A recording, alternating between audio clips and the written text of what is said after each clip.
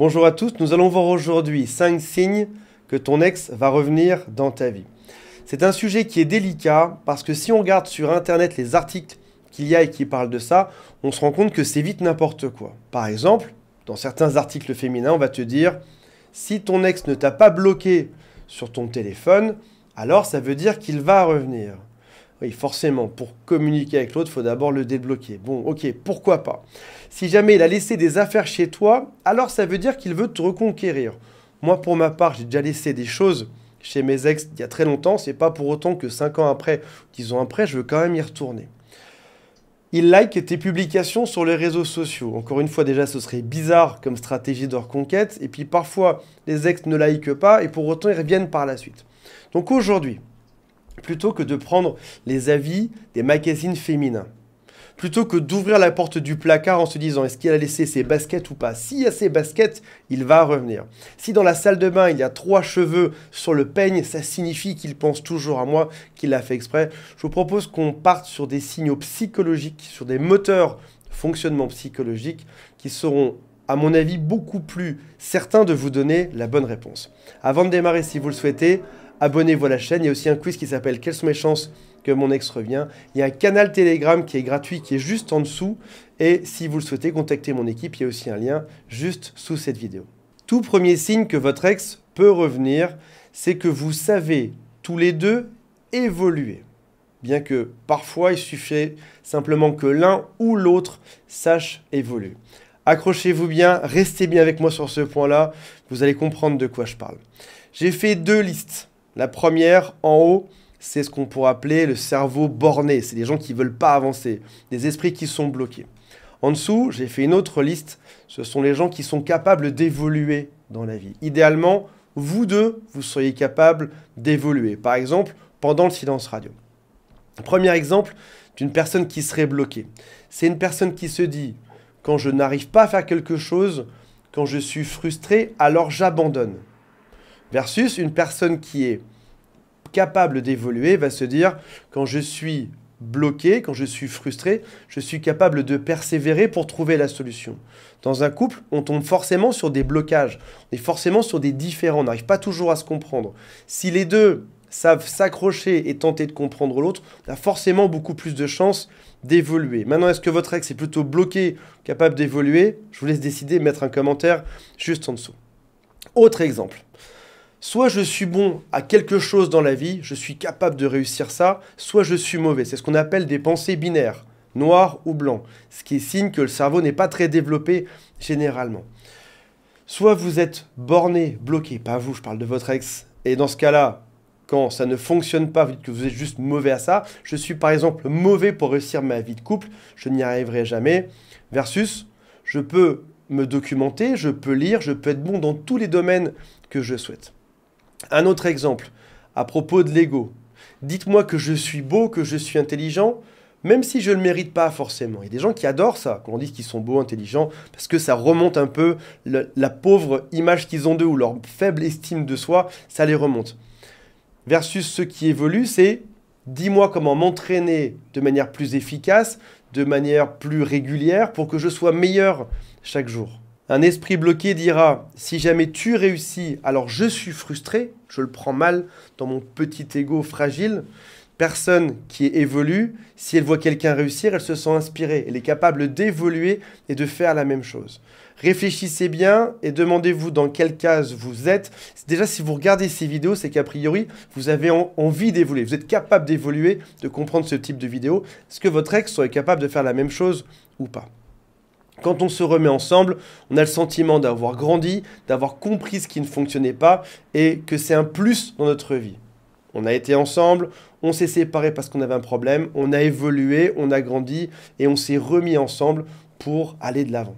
En parlant de comprendre, point numéro 2, qui est le signe que vous allez vous mettre ensemble, c'est que vous avez la capacité à comprendre ce qui doit être résolu.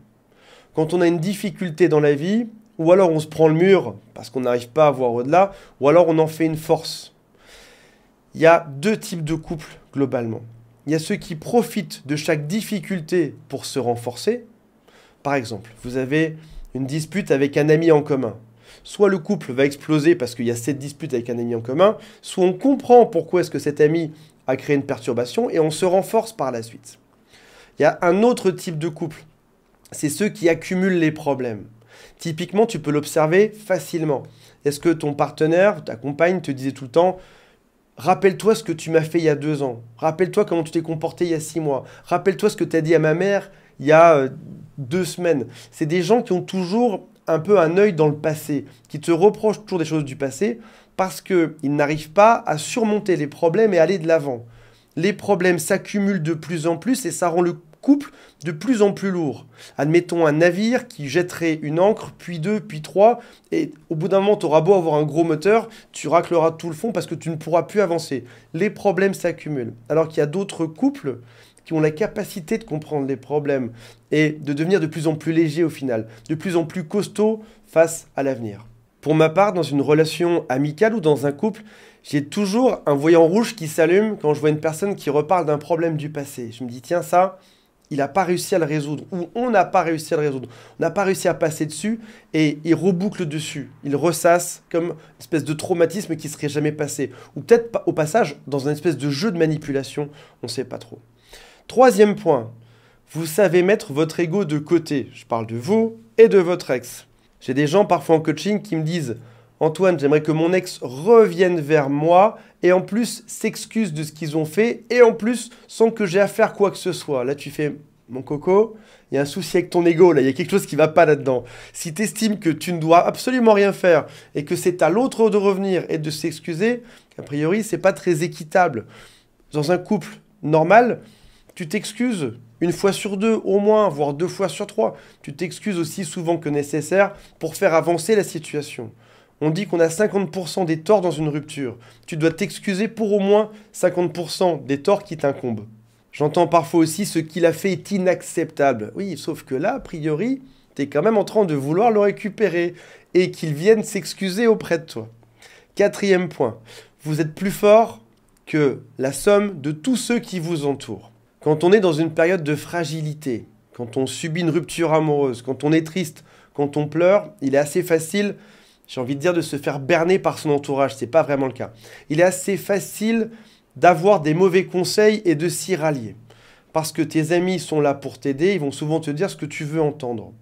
Et quand tu râles après ton partenaire ou ta partenaire, par miroir, ils vont te dire exactement la même chose. Et du coup, ça va venir amplifier le message. Au début, tu étais juste un tout petit peu énervé, mais comme ils te répètent le même message que tu es en train de dire, tu deviens de plus en plus énervé. Et finalement, tu arrives à t'auto-convaincre avec cette espèce de mur de résonance amicale que ce n'est pas la bonne personne qu'il faut partir. Il y a des gens qui sont simplement tes amis et qui te répètent ce que tu veux entendre pour ton bien. Tu as aussi après ça des gens qui veulent créer la zizanie, qui veulent créer un problème dans ton couple. Et dans ce cas-là, ils vont tout faire égoïstement pour que tu te sépares. Par exemple, ce sont des copains qui sont célibataires et qui veulent que tu sois célibataire aussi. C'est parfois aussi des personnes qui veulent juste sortir avec toi, être le prochain sur la liste, et donc qui ont tout intérêt à te dégager de ton couple. Ce sont parfois aussi simplement des gens qui sont célibataires et qui ne croient pas en couple et qui veulent que toi aussi tu sois célibataire pour passer un peu de temps avec toi. 5e signe que vous allez vous mettre ensemble, c'est que vous allez dans la même direction. Parfois, on peut penser à tort que n'importe qui ferait l'affaire sur Terre. Tu descendrais dans la rue, ton ex descend dans la rue, il va rencontrer quelqu'un demain qui sera aussi bien que toi. Trouver quelqu'un qui a les mêmes valeurs, les mêmes envies, les mêmes objectifs, c'est quelque chose qui reste rare. Je vous donne des exemples de choses qui peuvent vous paraître communes alors qu'elles sont rares en réalité. Vouloir vivre en couple, si c'est votre cas. Tout le monde ne veut pas vivre en couple. Plein de gens veulent juste se voir de temps en temps, 1 fois ou 2 par semaine. Vouloir voyager à tel type d'endroit, aimer tel type de nourriture, regarder tel type de film, avoir tel type de conviction politique, religieuse, la même manière d'éduquer des enfants, de fréquenter des amis, un même vocabulaire. C'est tout autant de choses qui fait que vous aviez une relation qui était unique et surtout qui allait dans la même direction parce que vous aviez la même envie pour le futur. Avoir des disputes de couple, c'est quelque chose qui est totalement normal. La chose qu'il faut observer, ce n'est pas le fait que vous ayez des disputes, c'est la manière dont vous avez de les résoudre. Et si jamais vous voulez des conseils, vous avez besoin d'un petit coup de main, je suis là et toute mon équipe est là aussi pour vous en parler avec vous. Il y a un lien qui est juste en dessous. Voilà mes amis. J'espère que ça vous a été utile. On se retrouve prochainement. Salut à tous, bye.